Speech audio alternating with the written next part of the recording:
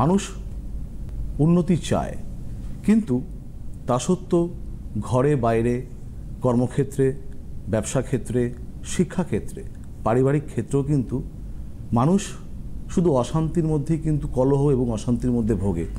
কেননা মানুষ শুধু তার অধিকারকেই দাবি করতে জানে, আমরা প্রত্যেকেই, কিন্তু আমরা কেউ কিন্তু নিজের কর্তব্য, কি করণীয়, কি করলে নিজের ভালো থাকা যায়, সেটা কিন্তু মানুষ প্রাথমিকভাবে উপেক্ষা করে যায়। তাই আমাদের প্রধান কর্তব্যগুলো কিন্তু আমাদের বুঝতে হবে, যার জন্যই আজকে অনুষ্ঠানটা। কারণ আমরা প্রত্যেকটা মুহূর্তে বিভিন্ন রকমের গ্রহদোষ, বিভিন্ন রকমের গ্রহের কুপ্রভাব নিয়ে আলোচনা করি, কিন্তু বাধকপতি জ্যোতিষের বর্ণপরিচয়ের একটি প্রাথমিক বিষয়, যেটাকে কখনোই আমরা উপেক্ষা করতে পারি না।